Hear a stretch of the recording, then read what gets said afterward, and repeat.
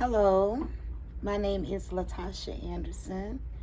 It is a pleasure to be in this class with you all, to study, learn, and grow with you all. Um, Introduction to School Counseling. I listened to the video by Dr. Bratton, and I saw that she and I had a lot of similarities due to the fact that she's a parent and I'm also a parent, and we are both driven by what our environment gives us. We're driven by that. She was driven because she was in an environment of children who were actually bilingual, and that drove her to actually become a school counselor. And I saw where when she asked in the end of the video, she was like, what is driving you to become a school counselor?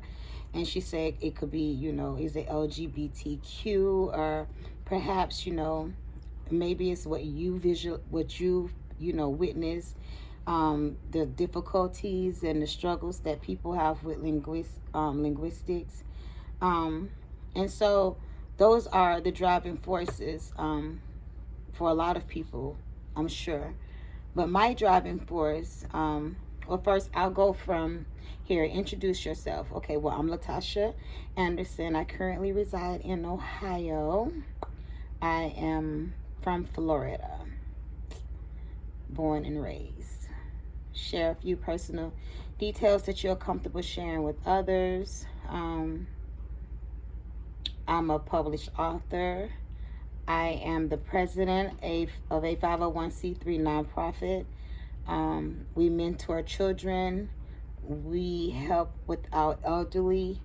We assist with snow removal and getting groceries and shopping for them, especially in the wintertime.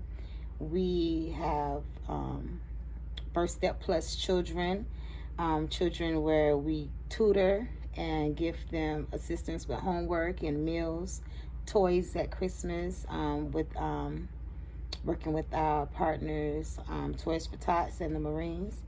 I feel like I'm a full-time student because I've been in school so long.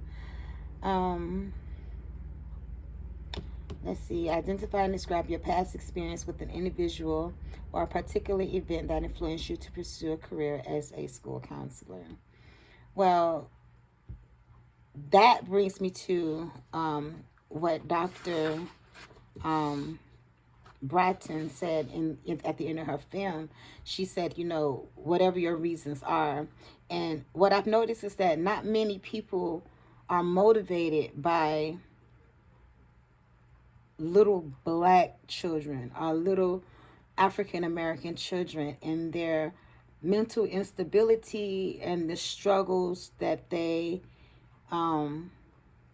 deal with on a day-to-day basis. When I was in elementary school, and I'm born in 75, so when I was in elementary school, it was about the 80s, right? And in the 80s, we were just hit with the crack epidemic in the 80s. And a lot of people didn't understand what was happening, but a lot of husbands and a lot of wives ended up partaking in the doing and selling of these drugs. And school counselors were ill-equipped to deal with this reality because, for one, the people that were bringing the drugs into our community were white people. They were the CIA and the FBI, and it was this umbrella of white supremacy that ruled, because now they brought the crack in. The children now are without parents because they're either on drugs or they're in jail from selling drugs or from committing the crimes while on drugs, right? So these children grew up in an era where, they were not cared for and they were not provided for, in a sense. these children were very needy, and to stand in front of a school counselor who is also um, she is also complicit in white supremacy, because not only does she not identify the root of this child's problem, but she then goes on to label the child as ADHD, or you know, perhaps other titles that actually leave a scar on the child that these children carry for the rest of their lives, when in actuality a lot of the trauma was PTSD from the things that they were witnessing in their communities, the people being murdered actually in front of them. I remember walking to school, and there was a lady dead in a car, her face stuck to the steering wheel, and the counselors were not equipped to tell us that everything was going to be okay, or tell us that it wasn't. Like, they just were out of touch. They were all white. They didn't know, and either they were complicit in white supremacy, or they were just truly ignorant to it. But either way, alike, Dr. Bratton, when you're ill-equipped to help a child, then you miss opportunities. So you can't be effective. And my reasoning for wanting to be a school counselor and a marriage counselor is because I have like an inside scoop. Like, I know the reasons that we heard. I know it dates back to the pain, the humility,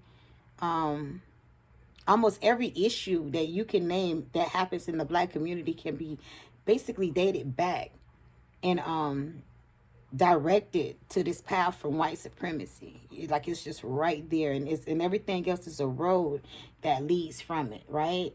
Consider, the Black men that was taken away from their family, and now you have guys and women that are on meth, and they don't serve any jail time now.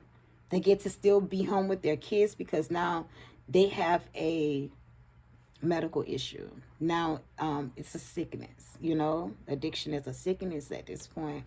But African Americans was criminalized. They lost jobs. They became felons in many cases.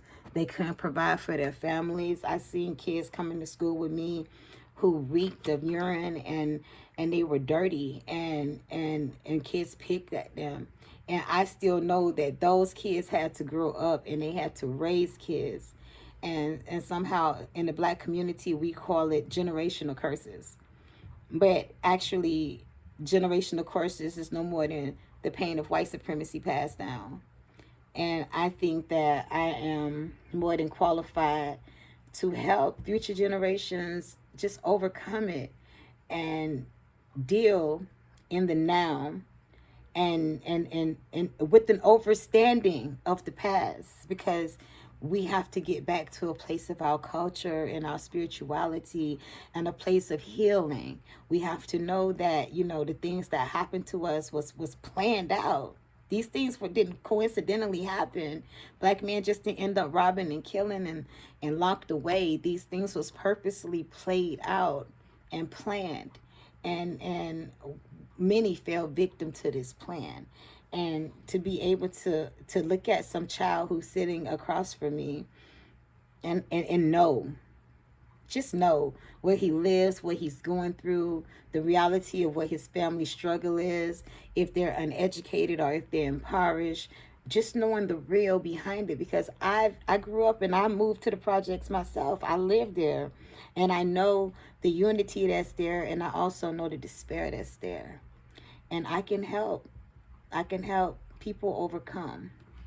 So identify how you know when you are stressed and what you think might be helpful for you this quarter when you are stressed. Well, I particularly love meditation and bubble baths. I take about 3 bubble baths a week. I put in a good movie. I relax. I get a glass of wine. I mellow out. I also enjoy a clean house. When my house is clean, I feel more relaxed.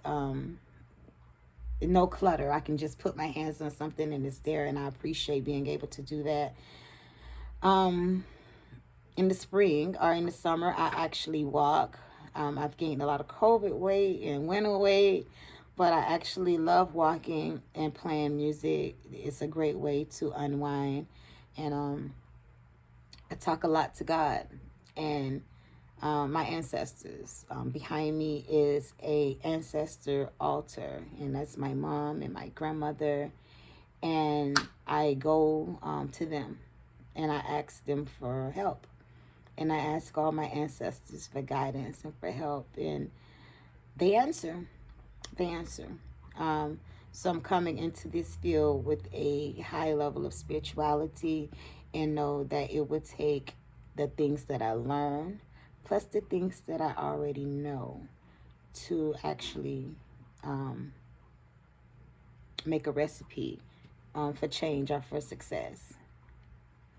Post an image of something that represents your self-care. You may post an image of yourself doing something that represents what you do for self-care.